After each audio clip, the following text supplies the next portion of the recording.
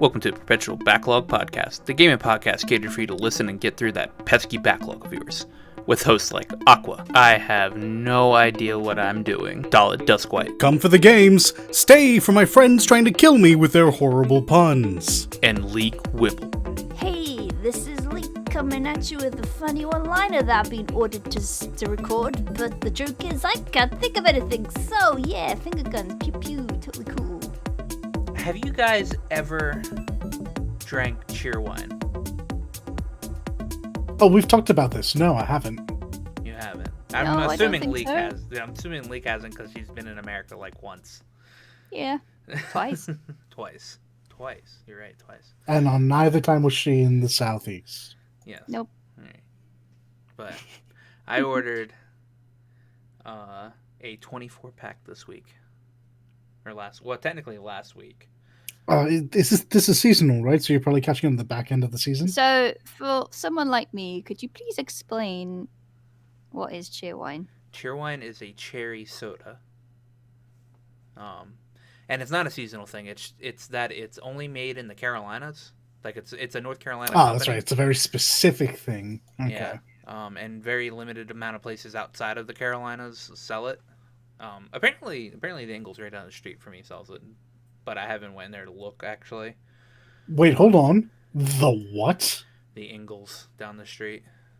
Can you spell out that name for me? INGL. Never mind. Yeah. Ingles? Yeah, not Engels. Ingles. Yeah, I was like, you have a shop named after Frederick Engels? No, not Engels. Ingles. I see. IN. Angels. Angels. Oh, yes, very, very well. But I need to go there and check to see if they have it. But I think they may only have it in like the glass bottles, if they do have it. And I ordered a 24-pack of plastic bottles, so. And the ones in the plastic actually kind of taste better. Anyway, it's a cherry soda, and it's the best cherry soda around. And it's really good. And it should be here within like 4 days. Oh, yeah. Oh, yeah, indeed. Other than that, I have dropped Disgaea 5.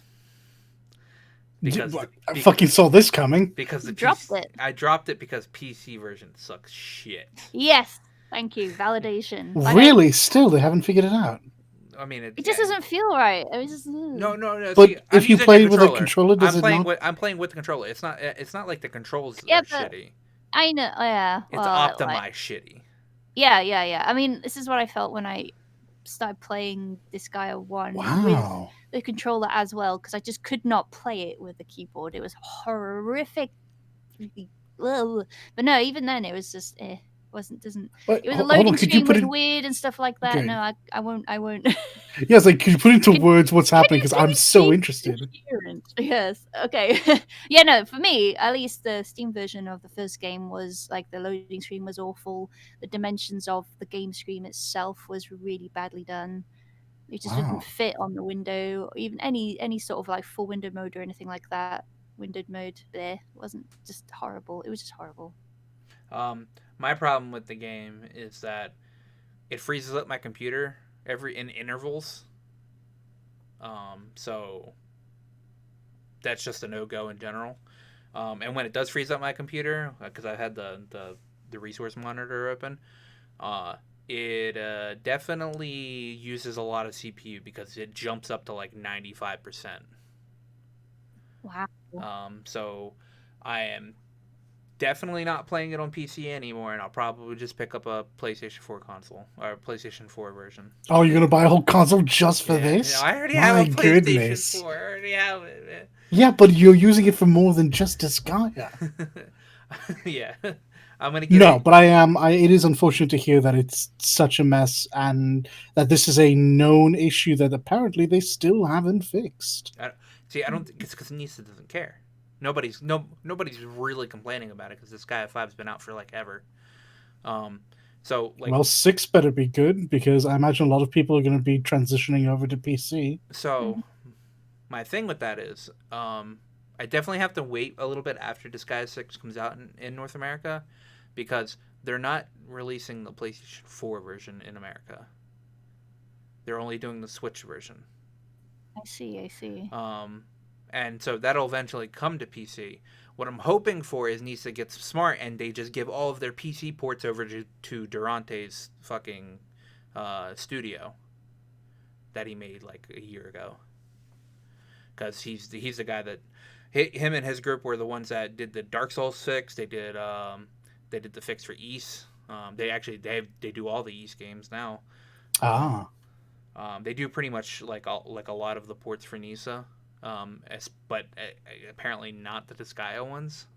But if they did do the Disgaea ones, then they would actually work. But either way, yeah, I'm not playing Disgaea 6. But I mean Disgaea 5.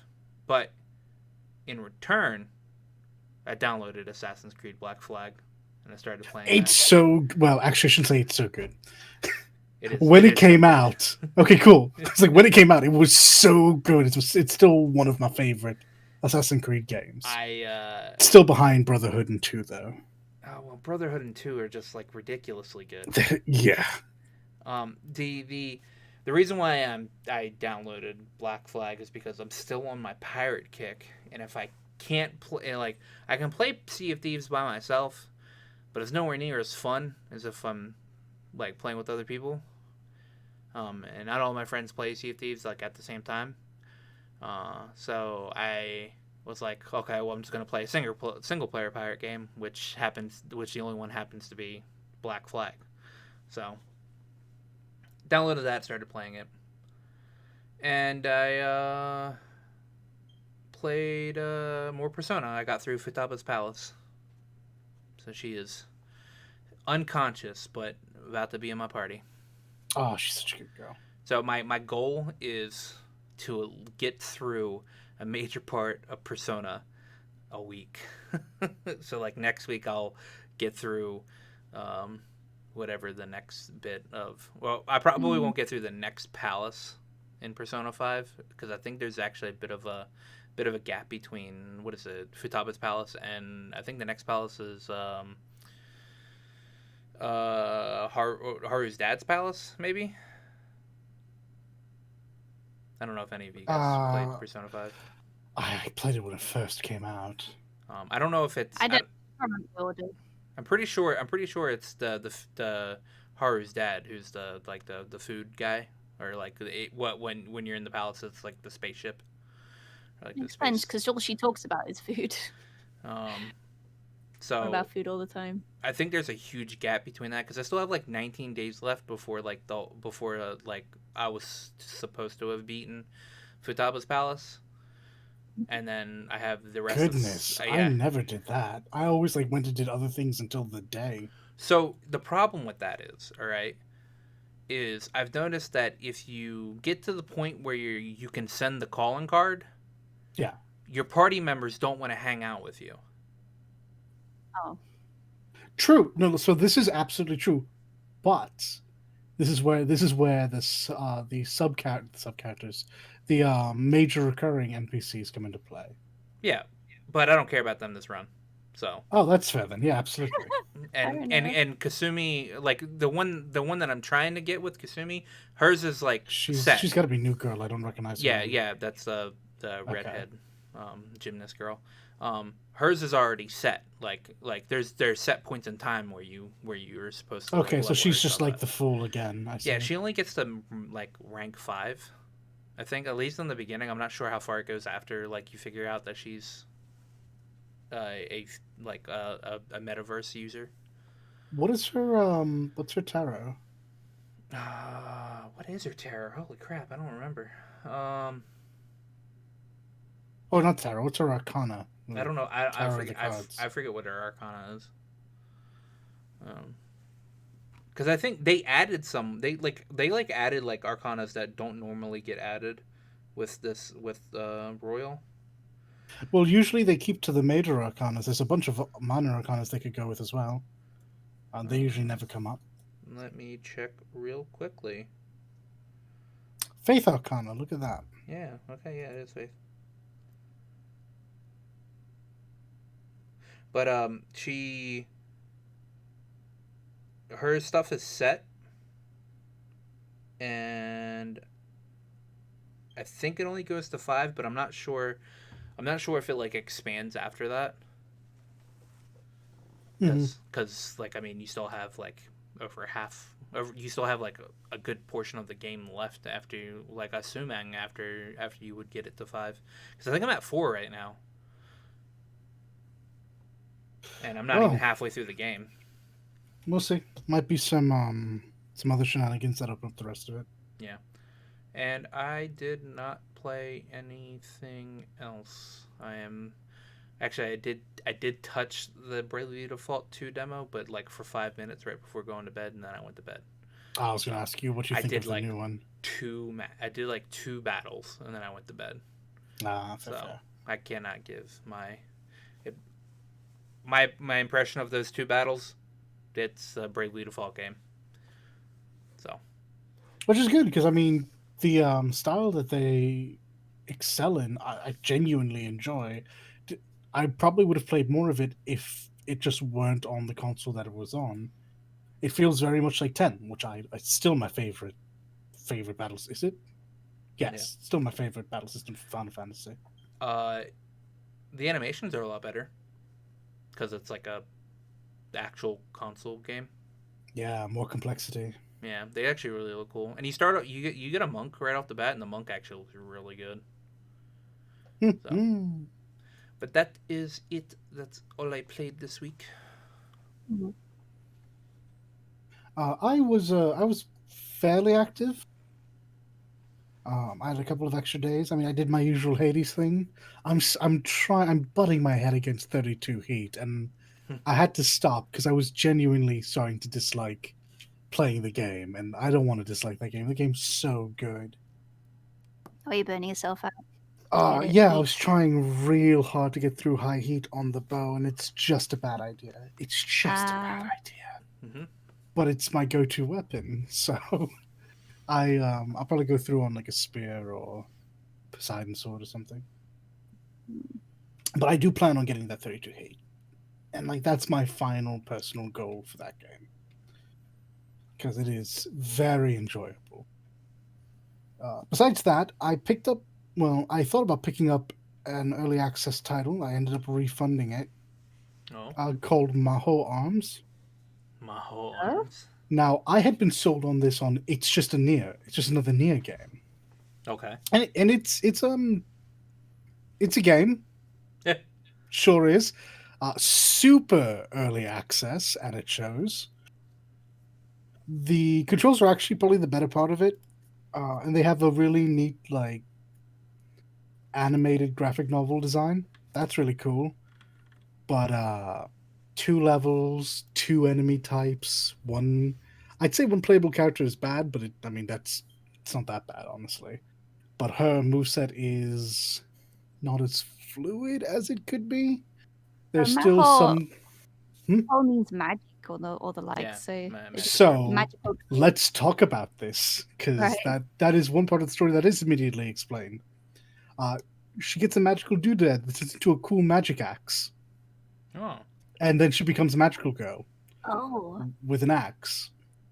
It I'm actually fine with this it looks really premise. good. Actually, I'm like Yeah, looking at it right now on Steam. in stills, it's fine. Oh, never mind. Um, There's a pain yeah. viewer. So now, funny you should mention this. Anytime you sprint, there's a very deliberate animation, Uh-huh. and apparently there is a download patch for more deliberate. Let's call it battle damage. Oh, okay. So okay. it was immediately at this point I realized, oh, I was lied to.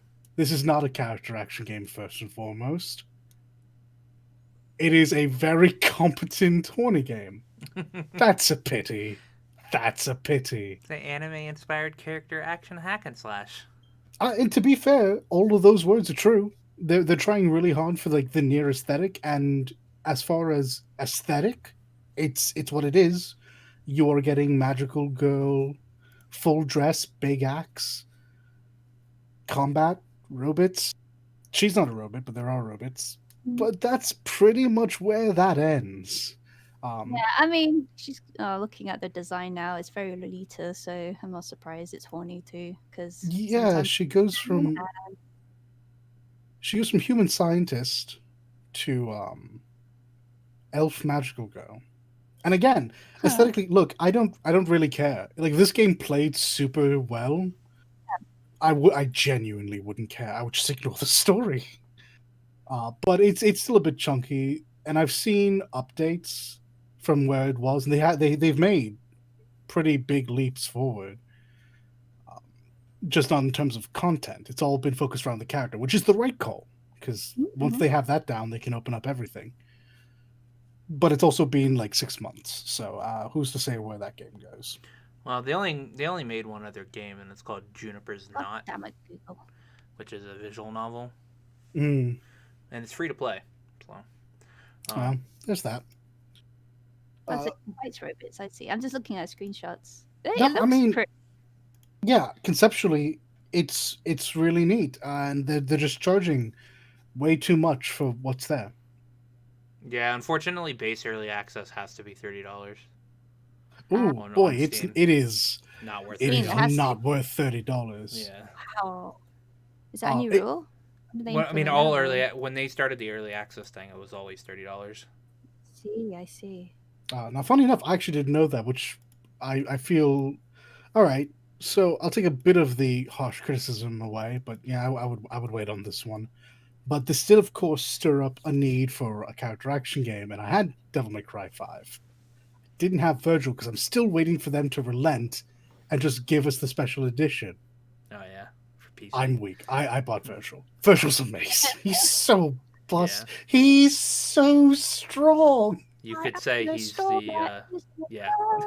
What? She beat me to it. Oh my goodness, he feels so good to play as until mission 19. Wait, His final boss is Dante, and Dante is so strong. Yeah. Royal Guard terrifies me. World Guard. I mean, Is to be it- fair, that's exactly what I did to Virgil, so honestly, this is just my Payback. own comeuppance. Yeah.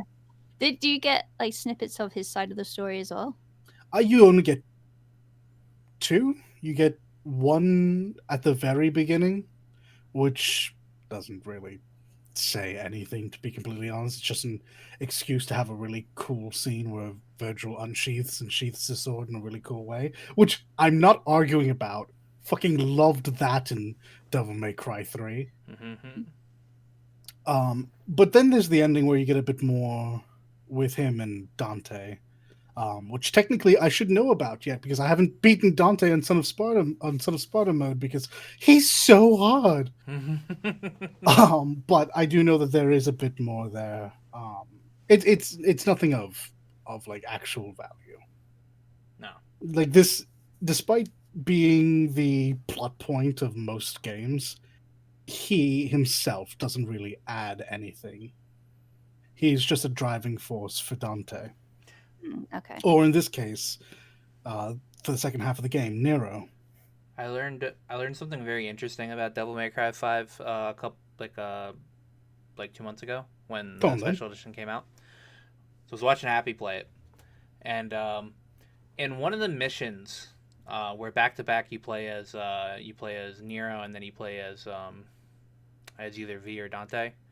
But Mhm. like you're going through the area of the tree where you can actually see like the other like you can actually see like Nero or whatever.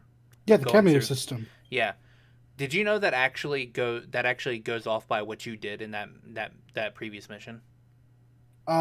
Be more specific. What are you asking? As in, if what you use is what is used in the cameo system.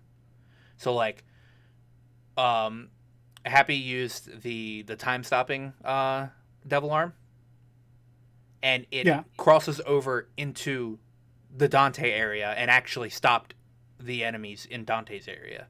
Yes, I did know this because there's one level, I believe, where if you can just gather all the luck in the world and have two other people press start at the exact same time and hit the exact same server, you can actually not play asynchronous cooperative mode, but synced co-op. So they had to account for this. I mean, to be fair, I've not seen an actual real person in forever. Every time I get to run through the story again, it's always your bot. it's just it's just something else. It's like, oh, okay, that's nice. But yes, I did know that this did have an impact on other perception during the level itself. That's a neat feature. I was like, that's kind of like, I wonder if that's like, that could be used as like kind of like a speed run, like hack. As someone, and Leek and Leek and I can both talk to this because we did watch DMC5 speedrun. I'd say I forced her through it, but there were enough puns. I'm sure she enjoyed it. Of course, I enjoyed watching it. I asked you to watch. Don't We immediately throw her under the bus by puns. Why? But What no, the fuck? I love it. I actually asked him to watch these speedruns. She did. We watched none a of lot that, of speedruns sir. together. How dare you? No, we watched a lot of speedruns together, and it's why we can talk to this point. No, that's actually not used at all. Oh. Nope, just be really good at the game, turns out.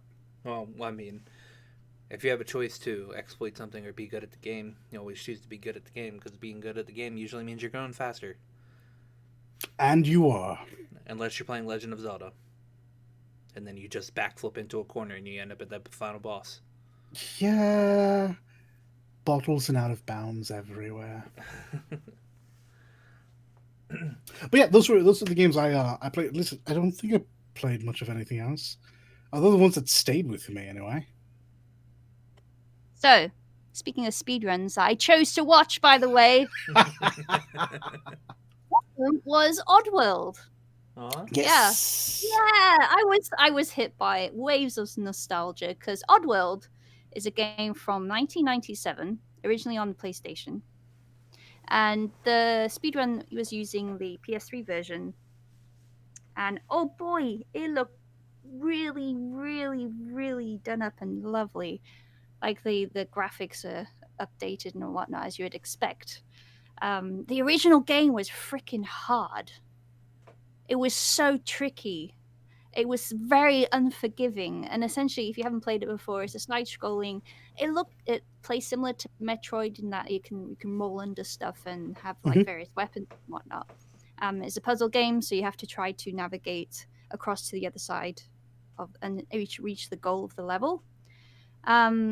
Story-wise, you're essentially a slave of a corporate company, and they make tasty treats out of various inhabitants of the world.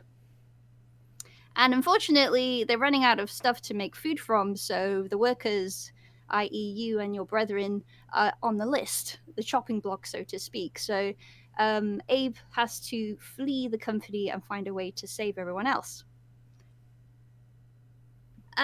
And it's just very nice. I like the story. The story itself isn't that difficult to get grips of, and but I realized that there aren't that many levels in the game. It's just really freaking hard to get through.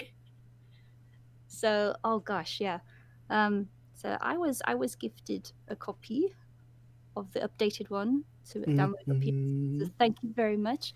And I've been playing that and crying with happiness. I've been freaking nostalgic for so many old games. I was talking about it on Twitter as well. Like Medieval was another one we watched. Yeah. The speedrun from, and I already have that on PS4. And then what else? Gosh, Guitaru Man. That's an awesome. She Guitaru constantly brings this up. I love that game so much. The first time she said it, I was convinced she was messing with me. It didn't even sound real. See, this is like throwing me under the bus constantly. No. Look, it's a rhythm game on the PS2 initially. It got a remake on the PSP and probably somewhere else. I'm not sure. It's very, very, very good music. Look, the style of the artwork is very, very anime. And it's weird. It's just like Parappa the Rapper meets Wario Land. Yeah. Well, this is one of the games I just end up listening to the soundtrack now and again because it's very pretty. Yes. What else? I really wanted to play Other things like someone else mentioned Chrono Trigger in the replies. I was like, I love Chrono Trigger. I was trying to get through the Steam version, which is also not a very good port, but it's what I had access to last year. Oh man, games are cool. Yeah, I know the problem of video game ADHD. Uh, I can't stay on one video game for very long. I've got to like it, bounce back and forth between 3 or 4 to actually get through them. Uh, uh, well, so another it was that it? yes. Okay. Besides usual 14, blah Okay, blah yeah. blah. I did, however, and it's not video game related, um, end up watching a few shows over this past week. I finished Mandalorian. Damn fine show. Greatest damn Star Wars fucking thing ever since Return of the Jedi. It is the best Star Wars. See, that's my opinion as well. Uh, that's really great. Then I started up Clone Wars, which I've seen like half of Clone Wars already, but I just started it up anyway, just to actually maybe get through it and probably get into Rebels. And Yeah, then Rebels I don't know about. and then my coworker decided to suggest me watch this one show on Amazon Prime called The Boys. Oh, I'm familiar with it by name alone. Yeah, same. I never go around to watching. So Tell us about it's a show about like our world, but like if superheroes existed or people with Mm-hmm. powers existed. All right. Only these superheroes are very heavily corporatized and are all they care about is their approval ratings. Right? They're You very know, fairly realistic. yeah, fairly real. They're very politicized. Holy shit! Is this show amazing? Because the show is about this guy. He's got a girlfriend, all right, and he's just a normal dude, and he's with his girlfriend this one day, and he's holding her hand, and they're like right on the side of How the curb, lewd. and they're right on the side of the curb or whatever, and they're talking about like they're making jokes about laying pipe because obviously they're like talking about sex or whatever, and she's like, well, maybe if you get out of your dad's house, then I won't have to stare at that Billy Joel poster. And he's like, don't you besmirch Billy Joel. And as soon as he says Billy Joel, she disappears. All right. Oh. Only for 2 seconds later, that slowly blood starts splattering on his face. Oh, I heard about this. Because Right. one of the big seven, or they're called the seven, superheroes or whatever. His name is A-Train, and he's a speedster. Runs straight through her, liquefies her. My gosh. All right. And like all he's holding on is to her hands, her like severed hands from her body. All right. This is within the first 10 minutes of the show, by the way. What? Set in the mood. Holy heck. Yeah. And then like they go through the funeral, or he goes through her funeral and everything, and then like there's like a public like thing where he's like apologizing or whatever, and he goes, she just didn't step out into the street, etc., etc., which she wasn't. They were right on the side of the curb, all right. And so it goes through that. He gets like really angry. They want him to sign an NDA, give him like $45,000, but not to like ever like really speak out about this. All the corporate. That's not enough money. They just his girlfriend. That's not enough money. So your girlfriend is what, $50,000? That's about right? For this lifetime of trauma and the death of literally your favorite human. Yeah, it's not enough money. And then insert I guess I would say second main character, who is played by Carl Urban. Good, he's a lead. Excellent. Yeah, I don't want to say he's Australian, but he comes off Australian because he says cunt a lot. but I think his accent is Australian, but like a couple of the people like I guess misinterpret it as like being British or Carl Urban himself is from New Zealand, so that might be what it okay, is. all right. So he plays this badass like want to take down every superhero. Period. Like he looks at all superheroes as corrupt corporate shills, and it's really good. Like I definitely recommend it. And like I said, like within the first 10 minutes, it immediately sets a mood of how this show's gonna go.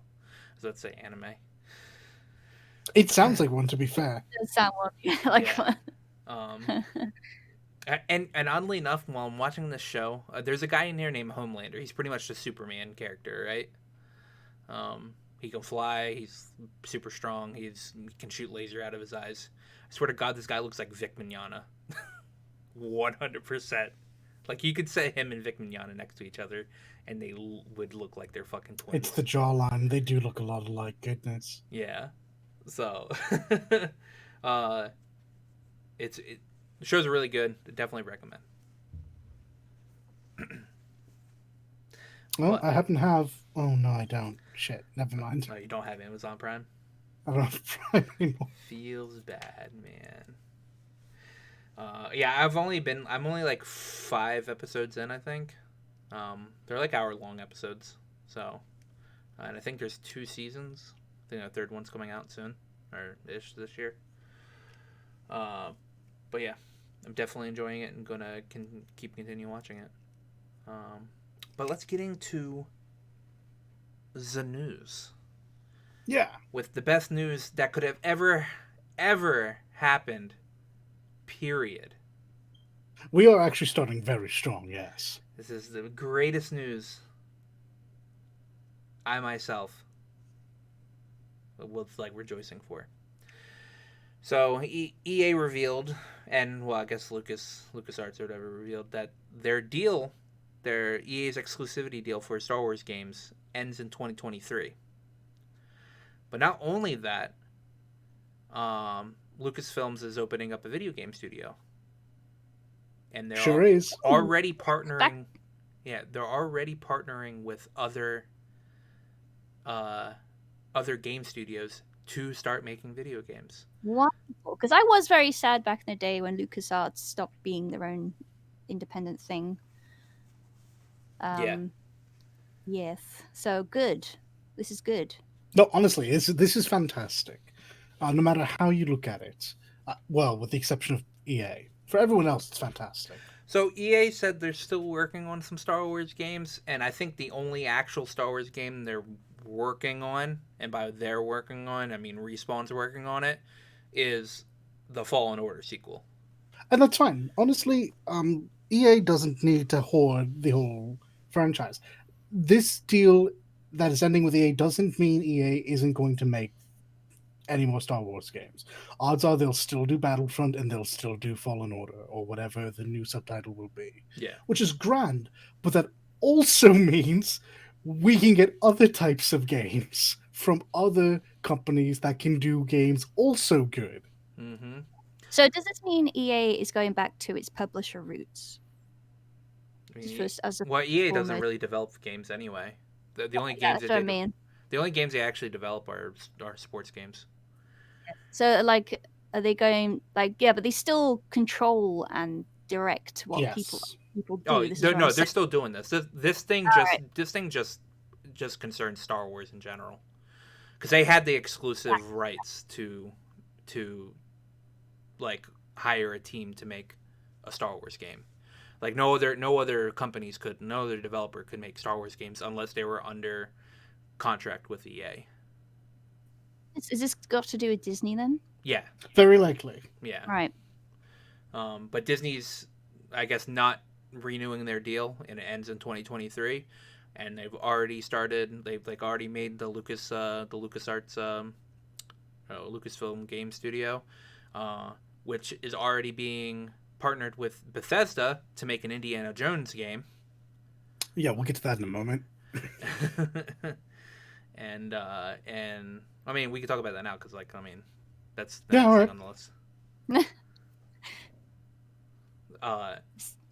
Just to preface this, though, because there is going to be a new Indiana Jones movie starring Harrison Ford. And I thought after Crystal Skull, that would be it for that particular Jones. Didn't he say that was it? That he was out? Yeah. Yeah, but money speaks, man. It sure does. And look, say what you will, he's always been very forward. Ford has about if they pay me enough. Yeah, exactly. But like Harrison Ford is getting on a bit. He's already crashed loads of planes. How is he like? What's he gonna do Okay, next? first of all, if I'm right, he's crashed 2, which admittedly is 2 more than anyone should crash. And he Yes. survived both of them. Yeah, but that's not. He did walk away from both of them, which is also impressive. He did break his leg though. He wasn't unscathed. He broke. I thought his broken leg literally came from a trailer incident. Was it okay? Didn't- Here we didn't go. that not come from the I'll plane at all? rephrase this. I'll rephrase this. He has loads of injuries and should have been injured in great accidents. He's going to be Indiana Jones, and that is well. I mean, it from what might be we've seen another. from recent ones. Yeah, I mean, he'll have a stunt double, no doubt. But Well, I mean, So- it might be another like. There's a Shia LaBeouf type character. in it. Yes. My big hope moving forward is that they use Harrison Ford the way they used to Sean McConnery. Oh, so Sean Sean Connery.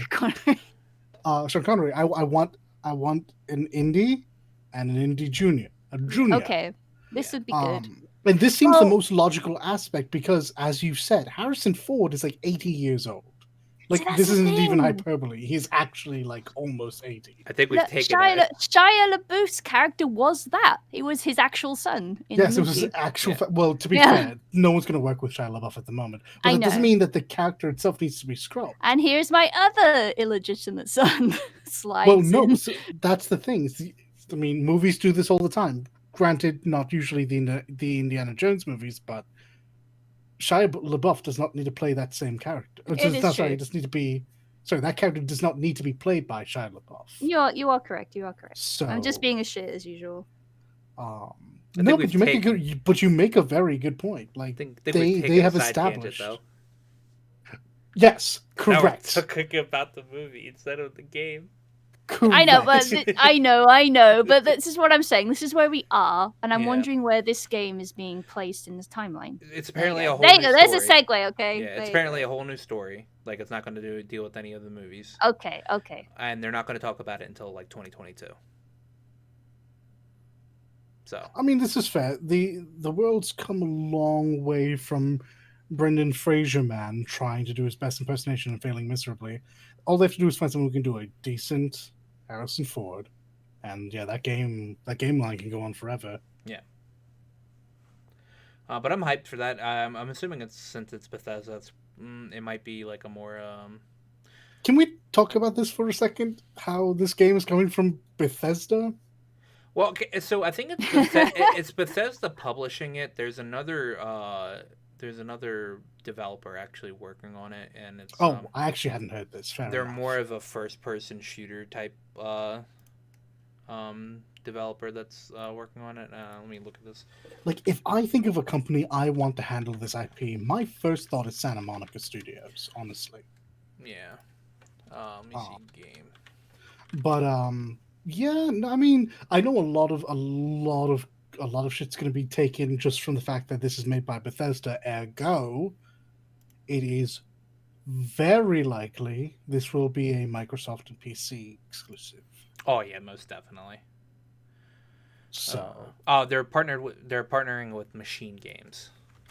okay, Machine so it's still under the ZeniMax house. Yeah. What have they worked on before? Machine Games has worked on the They Wolfenstein. do the games. Wolfenstein stuff. Yeah. Oh, do they now? Yeah. So like I said, Okay, first okay. person shooter. That's games. So we're gonna be fighting Nazis again. Yeah, I mean that's exactly what it's under their wheelhouse, man. They know how to write Nazis and they know how to Yeah. write your character Yeah. killing Nazis. They know how to shoot and punch Nazis. Delightful. I'm just You waiting can for play it. like Oh this my Indiana goodness. Jones. I'm just waiting for an Inglorious Bastards video game from Machine Games. Oh my god! I even said they're the Wolfenstein guys. Of course you're going to punch Nazis. Wonderful. Good. Yes. Well caught. So yeah, I assume it's probably going to be something along those types, along that type. So I mean, that feels good to me, honestly. You know, and I trust Machine Games to do fine with this. But I wouldn't per se say that having an FPS specialist tackle Indiana Jones is the correct choice. He has a gun, but that's not Indy's main idea for anything other than the zombies have cornered it. The No, you zombies, should the Nazis have cornered it. honestly, you should suppose. make it like an Uncharted type game. Yeah, I was gonna say This the is other choice is correct. Uncharted or Tomb Raider, right? Yeah. Those are Yes, because they are both derivative, well, of each other and of Indy. indeed. Yeah. Well, you can't give it to to Naughty Dog, because then they'll Yeah, just we know destroy your it. feelings on this. Yeah. They won't punch Nazis, they'll get you having Well, something actually, that's no. They could give it to Naughty Dog, because Neil Druckmann isn't writing anymore. He's the president now. He's their co-president. all right. He's not involved in the actual nitty gritty process of game developing. Jokes aside, having Naughty Dog work on that would feel right. Yeah. Again, Santa Monica is another studio that I think would feel real good on it. Or Crystal Dynamics. Or Crystal Dynamics, yeah. Yeah. I'll still be interested to see what Machine Games puts out. I'm sure they're tired of making the same game over and over, so this will be a possibly. nice break from that, and it'll really test the dev team and allow them to get creative and do other things. Yep. And then the next on the list for Star Wars games is that Ubisoft and Massive Entertainment, which are the people that do the Division games, they announced they're making an open world Star Wars game. I'm super into open world games, but it's Star Wars. Not even that. It's Ubisoft. That's literally all they do. Yeah. And Massive Entertainment, admittedly, the Division 2 ended up being pretty good. Yeah. So, I guess there's it's Star Wars. Yeah. How open world, like on one planet only? Or do we actually go with multiple? See, what you're gonna have is a Jedi climb a tower so he can open up a section of the map. So it's yes, that's the part that worries me. I don't think it's gonna be that. Ubisoft literally has one game that they have different coats of paint for. So I'm a little less skeptical on this because it's Massive Entertainment working on it and not Ubisoft in general. If it was Ubisoft's main studio, then I would be a little bit like, okay, it's going to be Assassin's Creed with Star Wars. Yeah. This one's, I honestly don't think it's going to be like a lightsaber.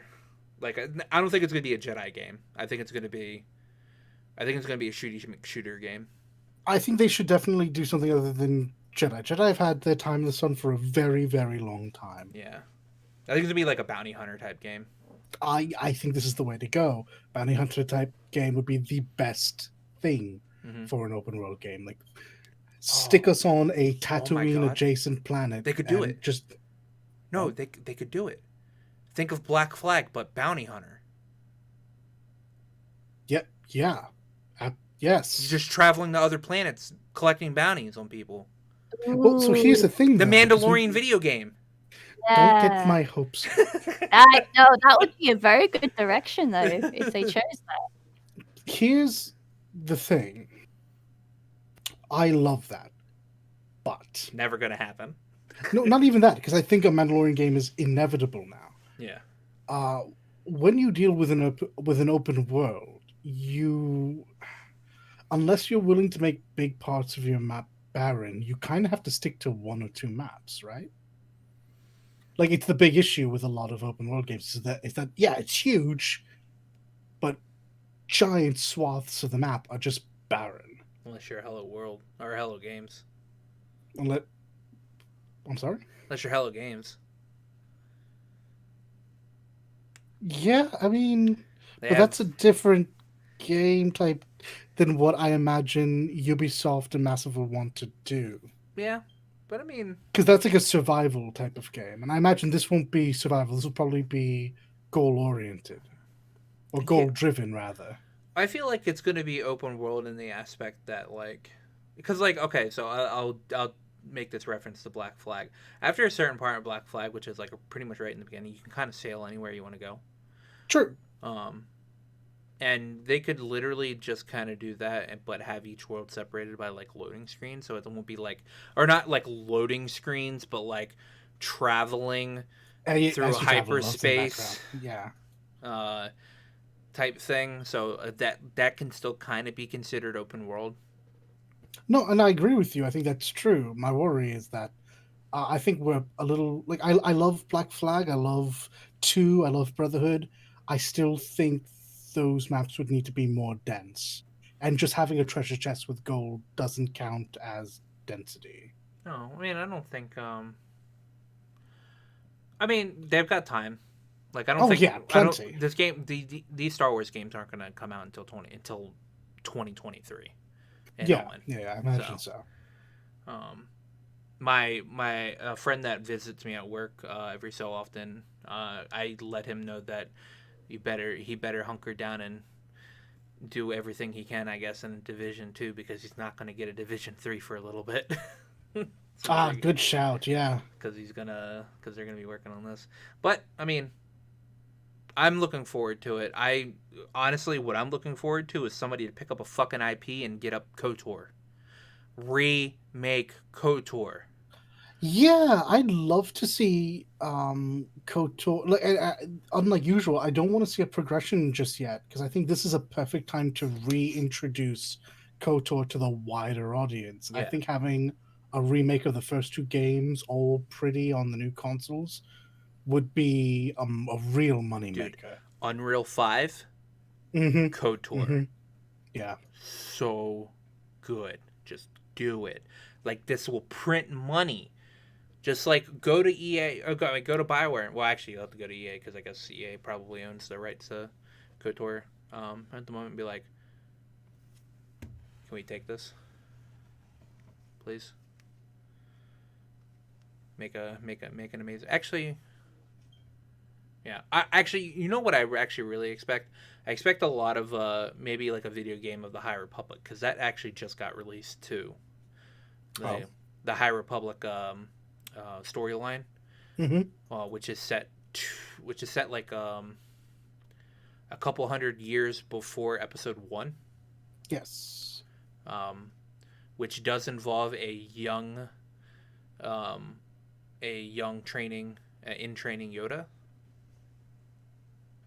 That's a weird concept for my brain to handle, actually. Yeah, a young Yoda. Padawan Yoda? Yeah. Whoa. So yeah, I'm pretty hyped. I want to see a bunch of AA Star Wars games come out, like it's like the early 2000s again. Yes. Because Cover all your bases. Get RPGs. Get racing. Get that pod racers back. Get open world. Get survival games. Just like this. This is the time before this trend escapes. they need to Before we make all get tired of them. they need to make a Dark Forces series, like not a video game series, but they need to make a Dark Forces like TV series or whatever. Mm. They need to do something with Kara Katan, with the Jedi Knight games. They just need to do a bunch of stuff with Star Wars. This is the time. There's no movies coming out. This is time to get all your extended universe stuff out now. Like genuinely, let this be. Like I think Marvel's had its run. Now people are a bit fatigued on it. Mm-hmm. This could be Star Wars' chance to be the new or the returning fad for the next 3 or 4 years. Yes. So that's done with my Star Wars rant. This next is a couple like two episodes ago. I said that a group was releasing some black PlayStation 5s in the theme of like a PS2. Yes, Super 5, I believe they're called. Yeah, they were taking the pre-orders in, and they were already getting a bunch of stuff going through. But there was apparently an error with the site that was that was taking in the orders but not like giving people the confirmations or whatever. And so a lot of people were thinking that they were like scamming people. And so the team actually got a fair amount of death threats, and like because people thought that they were being scammed, but it was just a problem with the site that was happening. So they ended up refunding everybody and said we're not going to sell to anybody. Okay, so that's interesting. I only knew half of the story. I knew that they had gotten death threats and that full refunds would be coming in the next couple of days, which I guess at this point have already gone out. Yeah. And that they would not be fulfilling any orders. Yeah. What I didn't know was the cause. Yeah, it was. I mean, I knew obviously the death threats were the cause for them to stop. I didn't know why the threats had gone out. Threats, yeah. Yeah. Yeah. So that's interesting. Yeah, and it's annoying because I fucking hate people, man. Like, just because there's something wrong with the site and you don't get like a confirmation, you message to people peacefully and ask about your order. Don't be like a fucking asshole and say I'm gonna like go murder your family or something like that. Seriously, what on earth is that? Like I hate gamers, man. There is a correct way to process your disappointment, people. This is not it. I feel like every other month I'm hearing about fucking companies getting death threats, and I'm just like, why? Like, let's hear and imagine for a moment. A company finally puts out the PS5 in the correct color scheme, with a lot of nostalgia, and people can't wait for 2 days before they start threatening them just because they blew their check on this. Mm-hmm. Yeah. I feel like any call to customer service would have resulted in, yeah, we have it here. It's weird you haven't heard anything yet. We'll get right back to you. I mean, you'd have had to wait for a bit, but goodness, this seems like a very easy thing to check on. In the same amount of time it took you to write your threat and send it off, you literally could have found out that, yeah, your order went through just fine and we all get to have nice things after all. Mm-hmm. But no. This is why we can't have good things. No, this is exactly why we can't have nice things, because the internet allows for people to be shitty without any recourse. Yep. That is, like, they're gonna have to...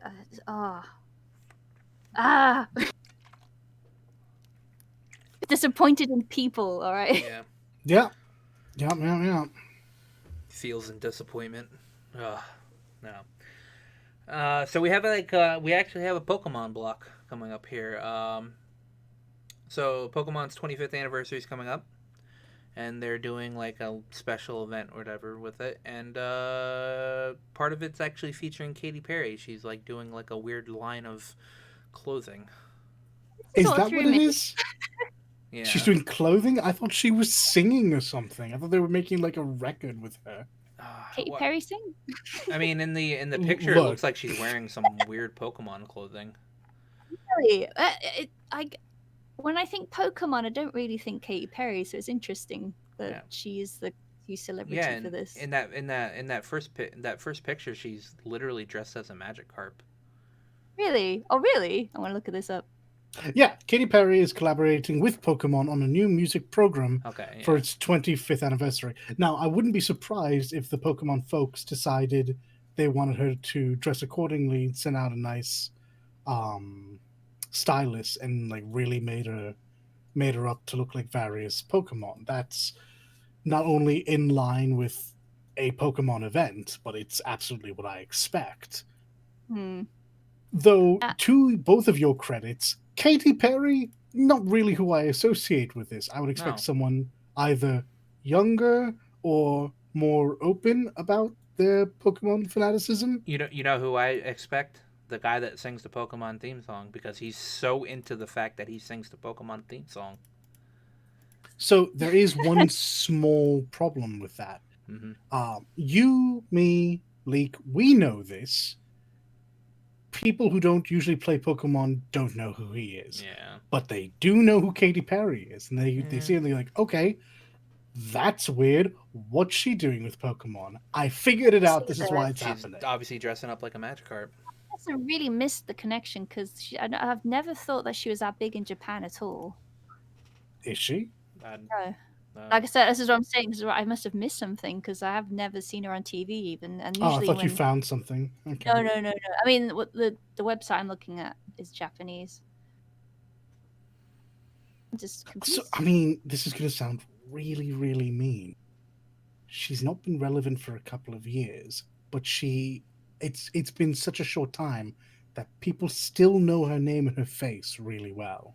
Maybe she really likes Pokemon. This is the other side of Maybe. that. Yeah. I'm just inclined to go to the worst place. Yeah. No. Well, we'll see what comes what it comes to with that. I mean, her musical stylings seem pretty safe. She's a pop song singer, and her pop songs are they're pretty vanilla. Yeah, very. So, yeah, I guess it's a safe bet. But you know what else is a safe bet? The best goddamn Pokemon franchise coming back. Pokemon Snap. New Pokemon So Snap pleased. trailer happened, and it looks holy shit. So when I say I want a modern Pokemon game, that's what I want a modern Pokemon This game to is look like. what, yeah, this is exactly what we're talking about. I like on one hand, do an action adventure game like that.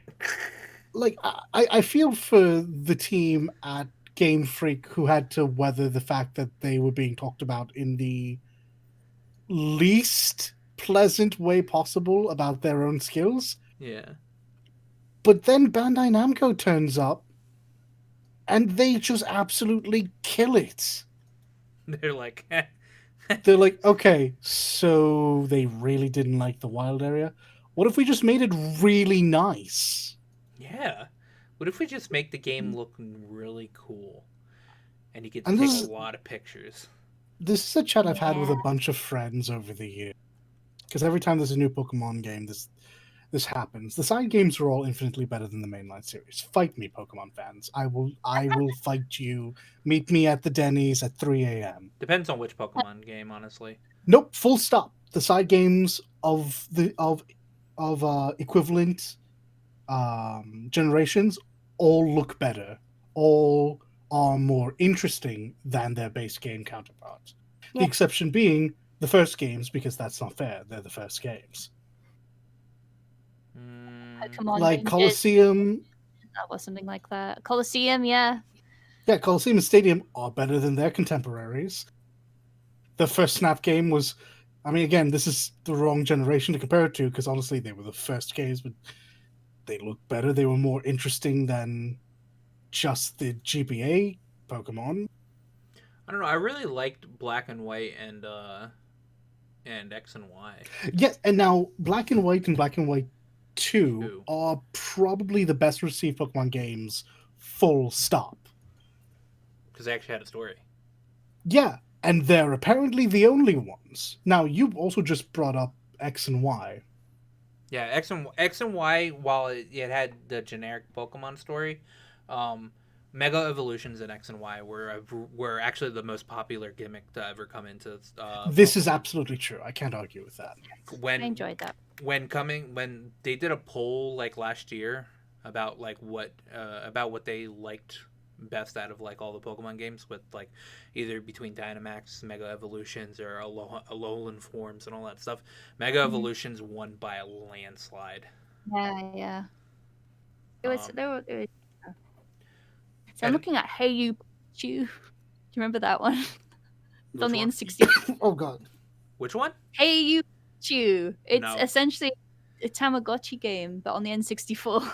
No, I do And not remember that one. You have Pikachu in a house, and then it's like Nintendogs, basically, but with Pikachu. Oh God. Okay, so here is the problem with saying X and Y, though. And there's a reason I say this.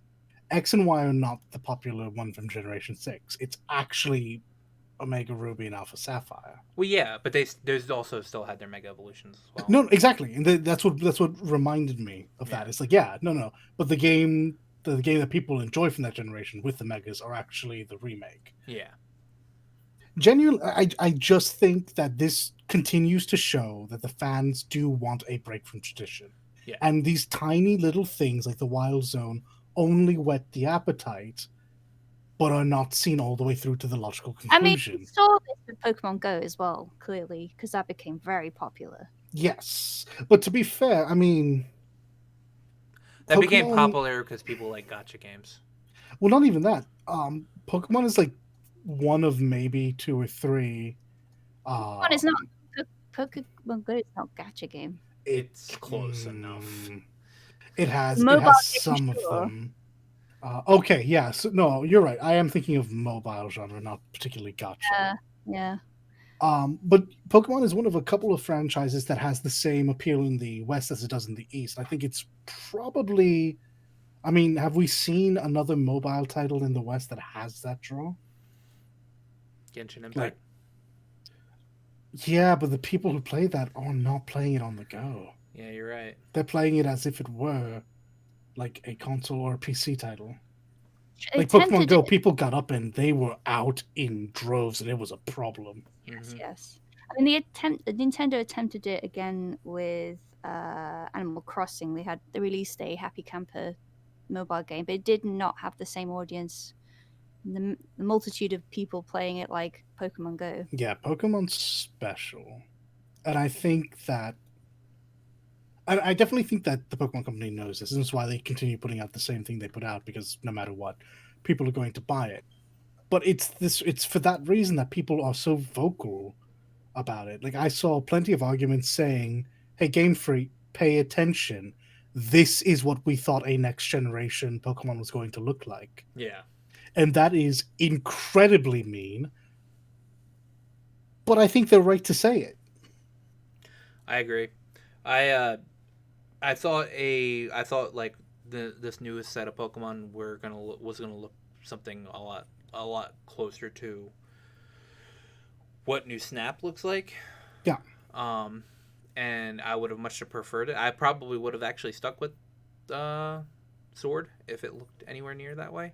Absolutely. And I don't blame Nintendo for this. I blame Nintendo for a lot of things. Like I think they do a lot of scummy things, but I don't blame them at all for this. I blame the Pokemon Company entirely. Yeah. Nintendo has no problem like reaching out and doing new things with their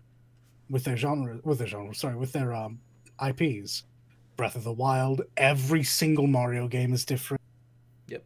Like Mario is actually a problem in the reverse order, in that a lot of new IPs could come out, but instead they dote on Mario and they turned it into a Mario game instead. I'd love to see that same innovation for Pokemon, but I mean, that's not happening. Like the Pokemon Company has an idea, and it is put out a game to make people buy the merchandise. Yep. But either way, Pokemon Snap looks really nice, and I am a sheep, so I'm going to go ahead and buy that and just dote on my nostalgia. Yep. Yay. Exactly. It looks really good. Gonna spend hours throwing stuff in a random direction just so I can see if there's a new track. Next and last in our Pokemon news is there's a big rumor going so a leaker who is very reputable about their leaks leaked that a Diamond and Pearl remake are in the works. So Yeah, this was one of the many mainline games that I just skipped over. yeah, Mm. Diamond and I Pearl's left- really good though. They actually are really good. Yeah, no, I mean, I genuinely think a remake would be great. Probably. In the they Snap don't. engine. God, yes. In the Snap engine. But I mean, there's a reason to believe this. The leaker is someone who's done this before and been correct, and it's not as if they haven't remade everything that came before Diamond and Pearl already. So this is the next logical step. Yeah, they've been remaking every generation anyway, so I think the last remakes will probably be Black and White, and Black and White 2. Actually, I think they'll combine the games together. Well, that'd be real interesting. I think you're wrong. I think they will do it, and they'll do it separately, because you got to double dip for that money. Yeah, but I feel like doing Black and White and then remaking Black and White 2, like I feel like they need to do that at the same time. I feel like Oh, I agree I with feel like you. the I just games. think they'll be selling 4 games. Yeah, maybe, probably, I actually, mean, most let's think likely. about this. The Pokemon Company routinely sells you the exact same game twice, except on one route, there's slightly different Pokemon. Yeah, yeah, definitely. Actually, yeah, most likely. Um, I need to hold on a second because I need to go to the bathroom. God, when did I become so brutal on this company? I liked Pokemon. Well, you ain't taking that shit no longer, Stamp. Yeah, I guess not. But I am happy to see Pokemon Snap. I think I mean, I understand it. If they're just churning out the same game over and over, it's nice to see. I just became old and bitter, and I just see it for what it is now. Yeah. I think the part that bothers me the most isn't even that it's the same game again and again. I just won't buy it again and again. The one that got under my skin recently was that, yeah, they sell you the same game twice. In Sword and Shield, it wasn't even you get different mons, it's you get a different boss fight. Yeah. It's That like, is crumb. ooh, now that you've said it like this, and they're selling DLCs that are not compatible with each other. Mm-hmm. Okay. Okay. Just gotten old and bitter about your Pokemon Company. Yeah. But, I mean, brownie points for Snap. You know, I'm also very simple. do you know what is going to be old and bitter? Go on then. My wallet when I buy this new mask that You Razor's are making. not going to do the Oh Project Hazel. shit! It depends on how much it is. What, you're gonna buy that mask? Really? It depends on how much it is. Interesting. No, if you can afford it, I'm interested to see what an actual person I know that feels about it when they wear it. Yeah. Okay, so tell us, Yeah. if it's for a reasonable price, what has sold you on the mask? It looks cool. Does look cool. Rule of cool. All right, and I'm tired of wearing these reusable cloth masks. All right, I wanna be cool. All right, I wanna have If you RGB. high-end- What? continue. Sorry. Continue. I wanna have RGB lighting on my mask. I want people to actually see me talking. Um, there's a microphone in I'll it, so I give you want people that. to hear me. Question I'll, is, how the fuck do you clean it? Because the point of the mask is you Oh, keep it clean too. oh, so it comes with a box that cleans it with UV light. Okay. What about your actual spittle and stuff when you speak? Oh, well, then I'll just take a little wipe and I'll wipe down the glass. Sneeze in it. I so it will just becomes clean it. I mean, I will. this is just another set of glasses for him. Yeah, I mean, My I'll mind just. too. It's like, this mask was really cool, but what if you cough and stuff in it? Ugh. I mean, you kind of have to. I mean, I hope people are coughing into it. No, but you're not. You. My question though. No, How do you clean it? UV light stuff is good. It will kill germs. Yes. Yeah, well, But yeah. there are Well, I mean, I'll just get a cloth and like Germex, and I'll clean it that way. I mean, I'm sure I'm sure it comes with a list these of are the procedures. things I want to know when you get it yourself. Yeah, Instead of speculation, I want to know. like I said, it depends on how much it costs. Like, a coworker was like, "Yeah, this thing's probably gonna cost like 40." I was like, "If it costs $40, I will be I'll buy it. surprised. I will be Are you surprised." kidding? I was like, "I'm expecting this to be 100 plus." I think you're still in the under. Yeah, that's 100? I think you're still in the under, yeah. I think I'm still in the under too. But like, if they expect anybody to buy these things, they gotta make it for a reasonably Yeah. high price. I'll tell you what, though, you hit on something that I hadn't thought about that has impacted me quite a bit. Yeah. I'm pretty expressive when I talk, so I find that a lot of my chats don't really get through when you can't see my face. Yeah. Also, when you can't quite hear someone, but you can see their lips moving, you can put two and two together. Yeah. So, all right. Yeah, you see what I'm talking Yeah. about. And there's a microphone built into the speakers, so it amplifies your voice out. So real talk, I actually didn't know about that. That's so extra. Um, Yeah. and Right. there's a nose guard thing on it. All right, which is good for me because I currently have to clamp my glasses down onto my mask so I Oh, don't fog up my glasses. yeah, yeah. All right.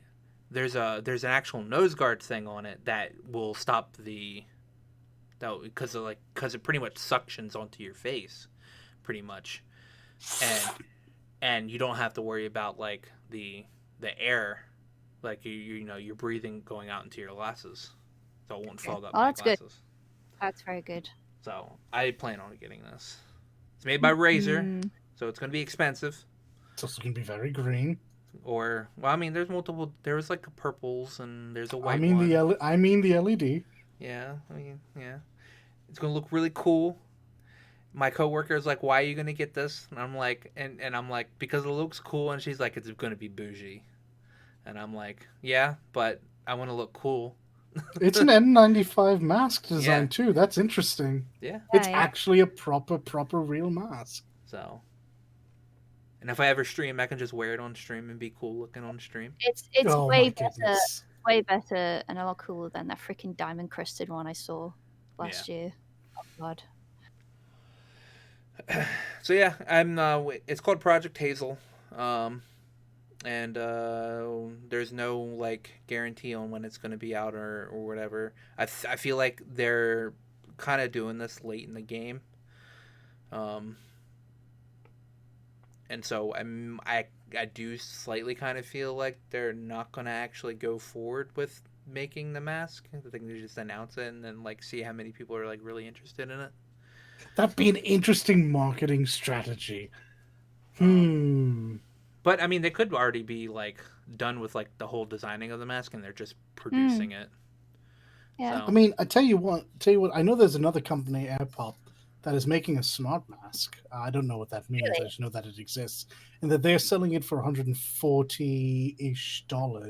huh. Right. But it just kind of looks like a reinforced traditional mask that also has a bunch of electronics. So that's anything to go off of. 140 seems like the base this thing could be sold for, and I would suggest that you're going to be paying about $199. Yeah, I could probably see that. I hope I'm wrong though. I mean, like I'll see like around the time they get like the actual price gets announced and see if like do I really feel like dropping $200 on this or not? If it is $200, like I said, if it's anywhere less than like 120 or whatever, I'll probably just go ahead and immediately throw the money down on it. For $120, a reusable mask that allows you to speak and breathe freely would be a steal Yeah. in this environment. So, Mm-hmm. Mm-hmm. I will definitely go with that. But next, And what? I was gonna And say, last point was if he looks cool as well. Sorry, people are very conscious on their appearance. It will hopefully encourage people to wear like masks, fashionable yeah, masks that are actually yeah. functional as well. That would be great. Dude, I was telling her, I was telling my coworker, dude, the rule of cool, man, the rule of cool. Yeah, I mean, people should wear masks anyway. To wear a mask, but yeah, if you can look cool on top of that, hurrah! Next, Hogwarts Legacy got delayed to 2022. I swear Not to God, surprised. I forgot about this game 10 seconds after they finished telling me about this game. I didn't because it actually looked like a decent Harry Potter game. Hasn't this game been in development since like 2016 though? There was been rumors that there's a Harry Potter game coming out since 2017, I think. But I mean, you also have to account for a year of that development being COVID. So, Mm-hmm. so it's a good or a year and a half actually, because I mean, I guarantee you half of this year is still gonna be full of COVID shenanigans. So I hope this game is good. From what I saw and what I hear, and the amount of other delays I've heard rumored about this, I don't know. You also have to remember. IDK, Oh, my BFF Cyber- Jill. You're Jason from Cyberpunk. It's been in development a long time, and you're excited for the concept, but will it actually be good? We'll actually talk about that in a minute. You also have to remember Warner Brother Games was actually being up for being bought the past 2 years, Yes, and they finally didn't get bought. And also, unfortunately, this company also got hit by the backlash with J.K. Rowling as well. She's Yeah. a terrible Goodness, person. yes. And I feel sorry for the dev team because it's not their fault. It isn't their fault. They got nothing to do with that. They're just doing their job. But they're going to be hit by it anyway. Yeah, side media is in a real rough place, isn't it? Because they still have put time from their life into this project, so they want to sell it. They probably don't agree with Rowling's um, stances, and they're the ones who are going to be taking the brunt of any harsh reviews. Yeah, well, immediately you saw people saying, I'm not going to play this, fuck you, Harry Potter type of thing, right? On Twitter when it was announced. So maybe that's part of why it became very quiet on the news front. Maybe. I really hope they're Except not that panning. big companies operate under the concept, like big companies, like Warner Brothers, operate under the concept of any exposure is good exposure? What's it called? Yeah, yeah. I mean, yeah, that's true for a lot of things. Yeah. I don't know. Yeah. I hope it's good, and I will. If it ends up looking like it's going to be good, I'll more than likely drop the money down to I play want it. it to be good for the dev team's sake Yeah. Mm-hmm. to succeed. I've kind of been wanting a good Harry Potter game. I mean, I still like the series, even though J.K. Rowling's not a very good word. Yeah. So yeah. So speaking of Cyberpunk, though, we have a 3-part story of Cyberpunk for this week. First, a video apology released by Marcin Winsky. He did an apology and blamed that the whole whole reason why Cyberpunk did as bad was due to management and had nothing to do with the team. That they were very ambitious and they wanted to, I guess, do the best that they could possible, but in like the amount of time that they could, which was nice. So the apology itself was actually a lot more than I expected a game developer to even do, because you'll never see this come from EA, you'll never see this come from Activision, you'll never see this come from any other like developer or publisher at all, period. You're missing a small part that sparked a lot of outrage. Really? Oh, do tell. Yeah, They threw their QA team under the bus, and no one was having it. I don't that would feel like In all our hours of testing, no one noticed this. Meanwhile, everyone's literally looking at their game going, okay, that's not true. That is impossible. That no one saw this game and said, yeah, could use a bit of work. Also, there couldn't have been anyone working on QA for the console versions that didn't immediately know that was problematic. So to say that your testing did not catch this is tantamount to saying our QA team did not do their job. Yeah. Now, those words weren't used, but it's very much the feeling that is expressed when you say things like this. What he said, yes, he said, explain a lot of on Twitter immediately after around that announcement. Actually, there's a lot of people saying, "Trust your QA team, support QA team. They do a hard job." And oh god, I've seen it firsthand as well in other various companies. They put a lot of hours in, and they play one section of the game over and over and over until it is maddening. Until I've known people who end up hating playing games once they become QA. So it's not an easy job. Yeah, full quote. As it turns out, our testing did not show many of the issues you all found.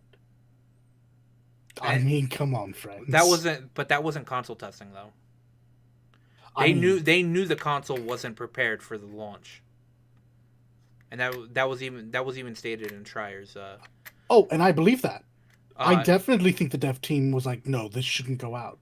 I think that they clearly wording stated on that the apology was bad. Well, he even clearly stated that they thought that their PC version was, while it did have problems, that it was something that they were proud of.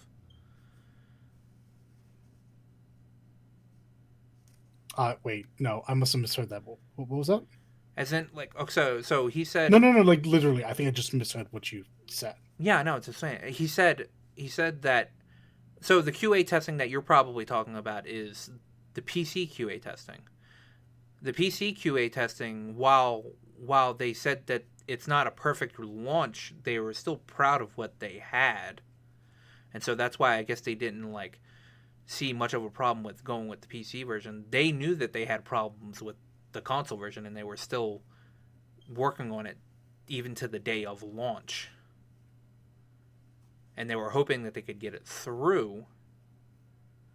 But like even with the day zero patch and then the patch after it, like the console versions were still shit. I mean, the PC version still handled really well, to be fair. I mean, yes to a degree. I agree with most of that, except I feel like it handled really well on their recommended and above settings, and people who were in that minimum to just before recommended suffered the most. And honestly, QA happens concurrently to development. It's not like they finish the game and then start QA. So this is all stuff that. Yeah, but what are they QAing on though? Are they QAing on recommended settings? Or no, they'll absolutely be QAing on whatever the top quality stuff they can get on. Yeah. So they're not going to run into like a bunch of the problems that people that are running on below recommended settings.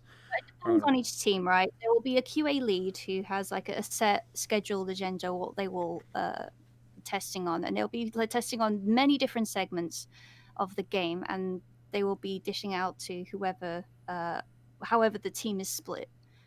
It'll be a full-on scheduled thing that they have planned out. It's not just, I'll just play this and then just see if you break it. That's not how QA runs. Yeah. But like what I'm getting at is I didn't hear him. I didn't hear it didn't translate to me that they were throwing the QA team under the bus. Because like I didn't even read that in Schreier's notes. It just felt to me like they were trying to soften their own blow, and that just felt that didn't feel correct. It felt like they should have just owned it even harder than they did. Like, really, what they needed to say was like, "Yeah, no, we fucked up totally." And I feel like they did. They blamed every version on management. And to be fair, that's inarguable. I think everything that they talked about in that regard is just utterly true. Yeah, I mean that's all the blame needs to go on. I didn't, like I said, that's why it didn't translate to me that they threw QA team under the bus when all I heard was, yeah, it was management's fault, which like I was saying, you would never get that from any other developer. Sure, but my point was that for a lot of people, we did get that. Yeah. Words need to be chosen regardless if it's your first language or not, when making an official statement very carefully. Especially from a company that went from beloved to the enemy in 3 days. Yeah. EA couldn't do that, and they've been fucking trying. No, EA is like irredeemable. Yeah, but it took them forever to get there. But to your point, Schreier did actually put out something of his own. You want to go over that? Yeah, he had interviews with at least 20 employees / ex-employees of CD Projekt Red, and they went over detailed points of like what happened between the announcement of Cyberpunk 2077 to the actual release of Cyberpunk 2077. And my first thing that I read, or that like jumped out to me, was I was primarily right in when I said, yeah, the first 4 years of this game not being announced, they did not develop anything on it. Yeah, Bec- that was wild. because Wow. this game was only being developed within 4 years, and the first 4 years they were they weren't even working on Cyberpunk 2077. They were working on expansions for The Witcher 3, and they didn't barely even touch stuff for Cyberpunk until after they finished Witcher 3. Yeah, it killed me to hear that the Anthem situation was literally what CD Projekt Red was going through. Yeah. Yeah, that's Like difficult to it hear. is, the parallels are so stark. It's genuinely shaking. Like, holy crap, how did this happen twice to two companies that know better? It's that Yeah. BioWare magic, man. I mean, is Yeah, it not even like? right down to the wording. My goodness. Yeah. Gosh, did they like? I'm wondering, did they even do any conceptualizing or any Well, they initial like did, layout? but most of the stuff that they brought up was scrapped when they started earnest development. Oh gosh. There was a demo in 2018 Yes. that didn't exist in the game. Like that demo was not a anywhere near a ideal interpretation of what we got in the game. Yeah, it was literally made for. It was a vertical slice specifically made for E3. Yeah. Same way that Anthem had that. Admittedly, Anthem only had a trailer that Yeah. was specifically made for E3. Same concept. Well to hear. Yeah, and so like this went with how management is to blame, because management had in their head, they did good. They made The Witcher 3. The Witcher 3 was one of the most amazing games ever made. And they could do it again with the same way that they had made The Witcher 3 with Cyberpunk. And so they got really complacent. And a lot of their development time between the time it was like announced was backloaded. And they really only developed Cyberpunk within probably about maybe just over 2.5 years. It's crazy how ambitious this game was to only give them 2.5 years. Yeah. That is a lot. Oh gosh, no wonder they ended up doing. This game Over needed to time. be delayed another year. Yeah, and even then, you're still not going to get what was promised in the trailers. It explains why fixers did so much, why you didn't actually have any actual meaningful ties to any of the gangs. No car Why ambushes. why the only car ambushes were the two that we already knew about. Yeah. And we'll get to that because Adam Badowski replied, though perhaps incompletely, to Schreier's takes. Yeah, he covered I think about 4 points from what Schreier said. Yeah, 3 or 4, something like that. He covered I'm trying to bring up the he first covered the whole demo thing. He said it was he pretty much said it was pretty disingenuous to say that the demo is entirely fake. He said that when stuff like this happens, we always throw in the work in progress. It's not our final game. Stuff will change from the time we have a demo to the time it actually launches. He said that there were only 2 car ambushes that they wanted in the game, which were the ones that we got. And I guess those were the ones that were shown in the demo, I guess. I have nothing to prove that that's a lie, but I distinctly remember that not being how they sold that. Yeah. I mean, it's not unheard of that game development does drastically change if an idea is changed. Sure. It has happened before, But yeah, this is very hard to sell right Yeah. now. Mm-hmm. He also talks about, because like Schreier only talked to about 20 people. All right, some of them are ex-employees. He goes, one of them is not anonymous, so he knows like at least which one. He knows which one that did talk to Schreier. But he said he wouldn't say that it's most employees like think this, because I guess Schreier said, most employees in CD Projekt Red think this and this, when there's over Yeah. 500 people that actually work in Yeah, CD Projekt Red. I think Schreier was saying that according to his source, they said that most people thought this. Yeah. And that goes back to what we were talking about before this started. It's hard to really. It's rough to choose sides on this, because on one hand, Schreier spoke to 20 ex employees of CD Projekt, and they told him things that are very obviously, to one degree or another, true. And then Badowski refutes that by saying, "Yeah, you talked to 20 ex-employees." He said some I've being ex-employees. He sorry, talked to some current employees. sorry. So. And Badowski says, "I have over 500 people who, I mean, do not agree with that."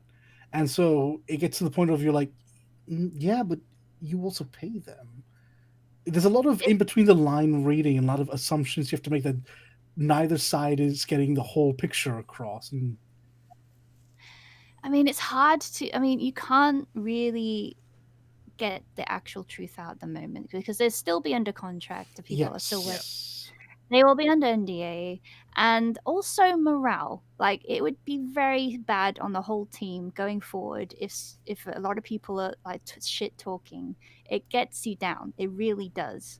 And when you're trying to pull together, especially under such a stressful situation like they had to go through, I can see how people might be holding back as well their own true feelings for the good of the group, essentially. Exactly. So we'll have to see in the future what people really think. Yeah. Before we get on to the third point, because Lee kind of brought it up, indirectly, but something Badowski doesn't comment on. That is, I mean, it's been brought up by Schreier, it's been brought up by us, been brought up by everyone.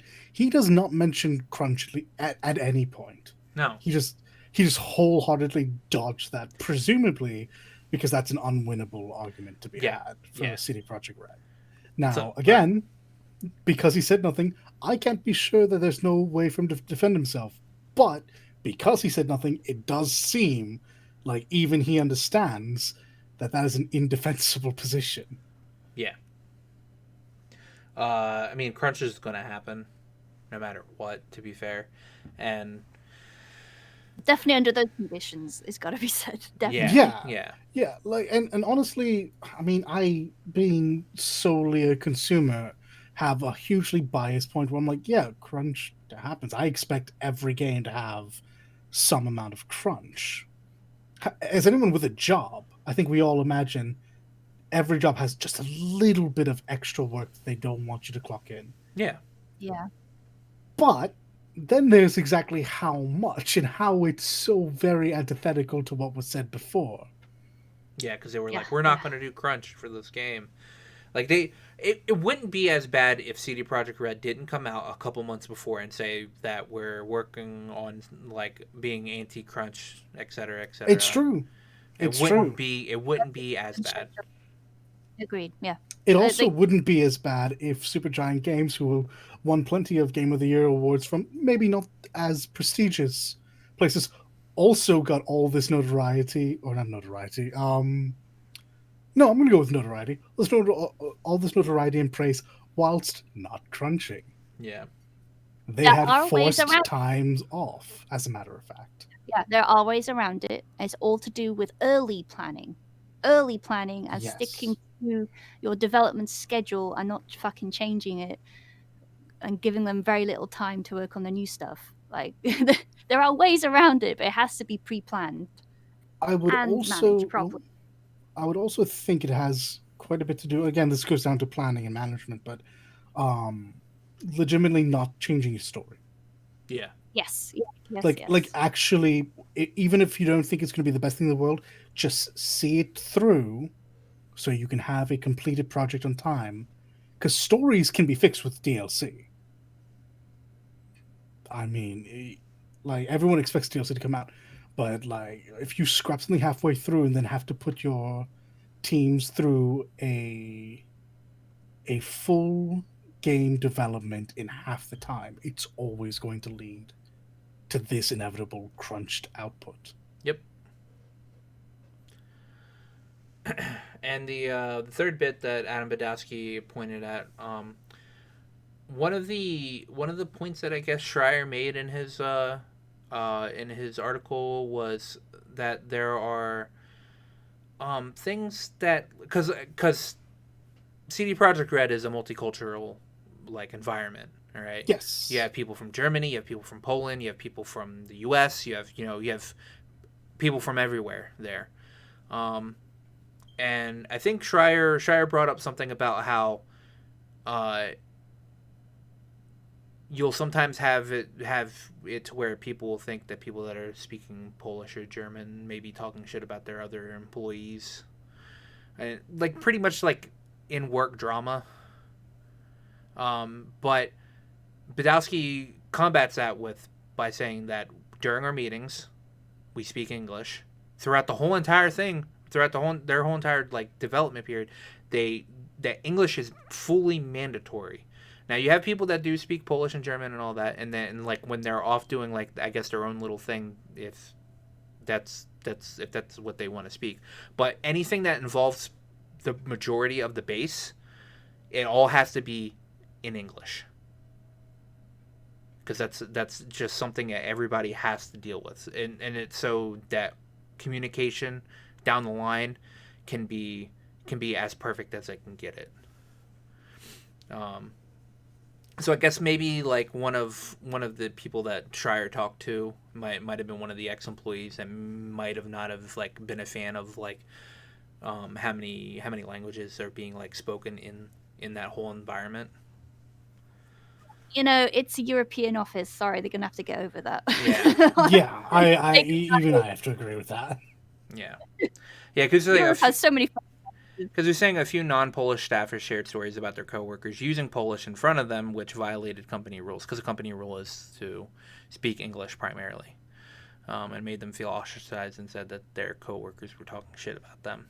But he says that it is a company rule that primarily people need to speak English there, but obviously he can't force people to all speak English at all the time, because they have like 6 different nationalities, or no, they have 44 nationalities at the studio. So they obviously you can't stop people from speaking their native language. No, and I don't think it was all nefarious either. I think at some point workflow just dictates you are going to be more efficient in your mother tongue. Yeah. Just like you're taking a break, because speaking another language can be tiring mentally, and you're just chilling. You're in the cafeteria. Some guy's going, "Oh, I bet he's talking shit about me." He's like, "Oh, so I'm wondering what those Gundams will sell on eBay." I hadn't even thought about like just the off hours approach. I was just thinking of like actual workflow. Like you're talking, like you and your department is working really hard, and the majority of your department speaks Polish. I mean, lingua franca is Polish at that point. It's not English. Yeah. It's just going to be more efficient for the majority of you if you just like back and forth in Polish for a bit, and every now and again make sure to pop over, make sure the English or Spanish or French speakers can get in on this too and give them updates. But I mean, if you're sat next to someone that speaks the same language, and you're just going to accidentally absolutely. even just Yeah. But this is like an ongoing thing that's going on. Schreier, after Badowski came out with that thing, Schreier also messaged him on Twitter and was like, "Hey, if you want to actually sit down and have a conversation with me about this, I'm open. Just message me." I don't think Schreier's right on everything he reported, but I do think this was the correct call. Yeah. If they're going to be insistent on trying to control the narrative and just refuting everything he says, he at very least has to say, "Okay, why don't you tell me?" Because they'll deny it, obviously, because they're not going to indulge him. But he can now always go back and say, "I gave them every opportunity to tell me the truth of it, to tell me exactly what they felt was the chain of events. But now I have to rely on my anonymous sources because they refuse to do this. Yep. So that was a good call. Yep, definitely.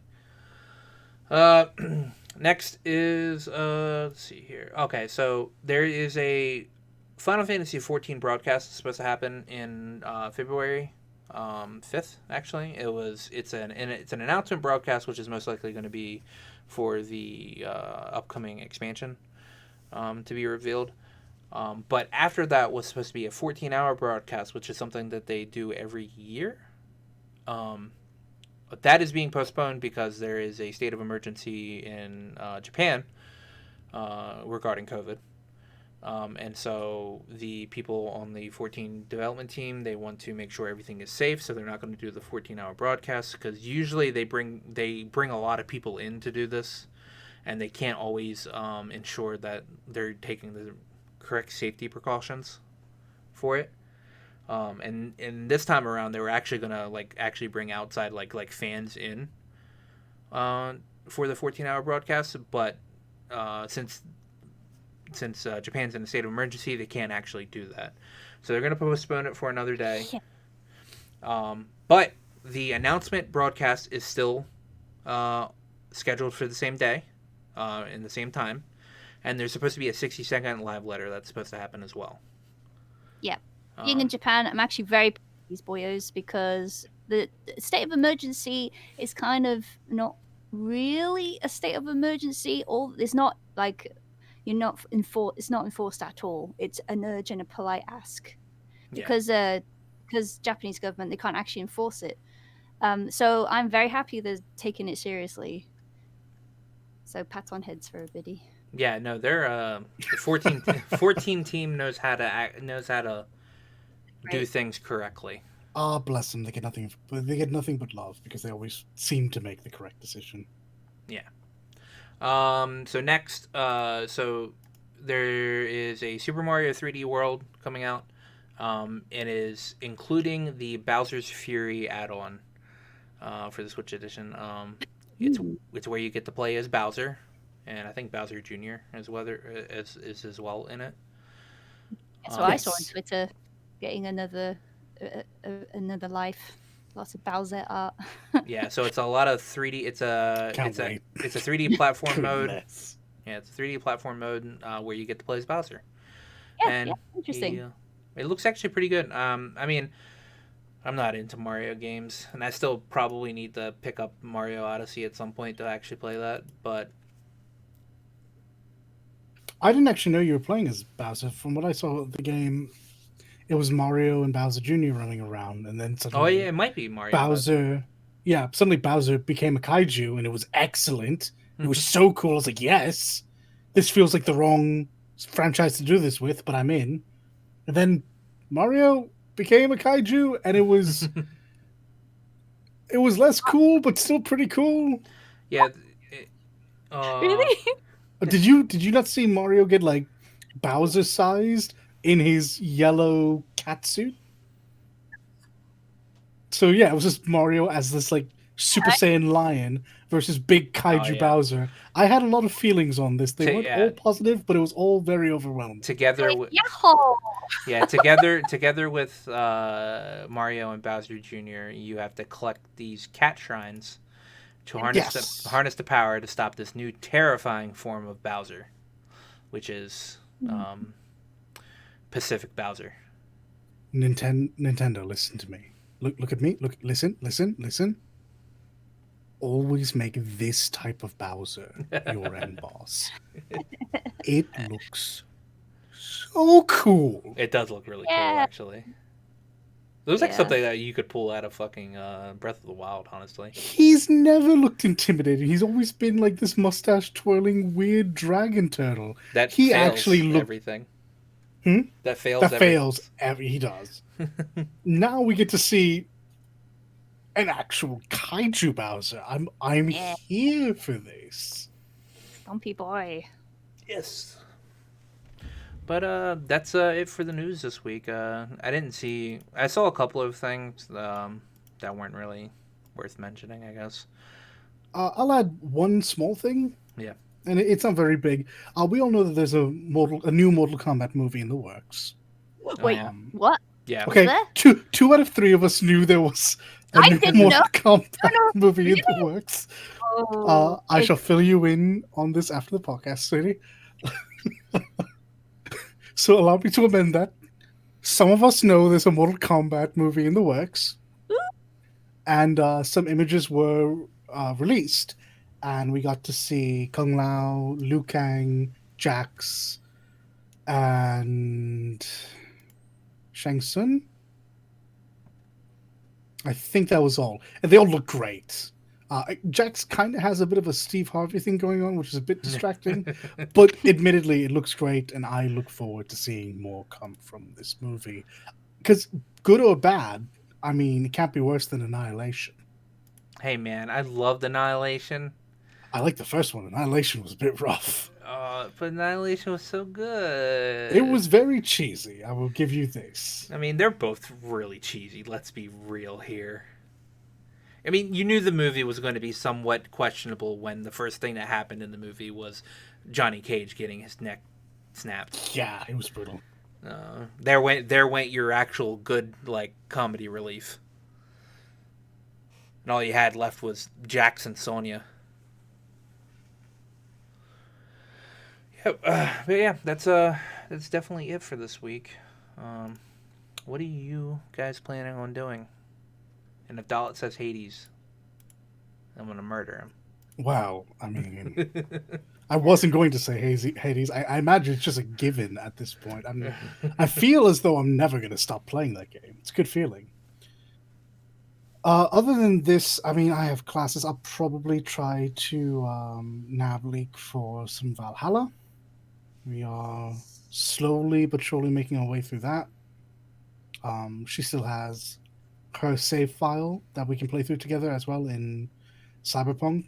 If I can bring myself to play through that as well, and maybe I'll beat Dante. Maybe if he just stops absolutely terrorizing me, I'll actually see the credits to DMC5 Virtual Run with my own eyes. Oh, actually, there's a ancient proverb that I'd like to tell you, Dalit, and it's passed down from gaming generation to gaming generation. Don't you dare. Get good. God. Oh. Don't you say it, and then you did. Yeah, what are you doing? I'm gonna be playing more Able to See. Of course. I'm actually re-download Medieval as well. I'm just full of. I want to somehow. I'll probably end up trying to find a way to play Rocket Knight Ventures. I miss that game so much. There was like a re-release on like the Xbox a while ago, or more like a remake. His own game. It's a new Tell one. you what, I think your computer could even run an emulator of it. Don't jinx me. Yeah, Possibly. I will certainly help you try. The time is drawing near. I'll be able to get my computer man. very soon. Soon. I've got enough money now, sort of. Nearly. Soon. Is it a good computer? Do you know which one you're getting? I'm gonna get a tower. Come on, let's be real. Well, I mean, you should get a tower. Yes. Yeah, No, like yes. straight, to be completely honest with you, I wasn't sure. This actually surprises me just a bit because of living space. Yeah, well, I'm gonna have to suck it up. I'll rearrange. This is good. I approve. I think you're making the right decision. I need, long term. I have to think about long term. Just set it up in a corner of your room. Yep. To be like, yes, this is where I game and do Yeah. drawing as long things. as I can. Yep. And if something breaks, I just replace it rather than the whole thing. Yes, Yep, exactly. Good. Yeah. I am going to continue on with my gaming ADHD by playing probably more Assassin's Creed Black Flag. Definitely more Persona 5 because I need to actually get through that game. Yeah, I have 100 and something hours in that game right now, and that's mainly because I turn the game on sometimes and then I go to do other things. Okay. So there's my game time on there is very, very skewed. I should not have 100 and something hours when I'm just after Futaba. I'm going to watch more of The Boys because that's a really good show. I'm actually literally gonna like start it up after we finish here. And yeah, I mean, there's no other games coming out this month that I'm looking forward to. Next month is where all the games actually started coming out, so that is all I'm going to be doing this week. Oh, and drinking Cheerwine whenever that comes in. Oh, cherry soda. Yes. But yeah, we will see you guys next week. Yeah, goodbye. Take Bye care. now.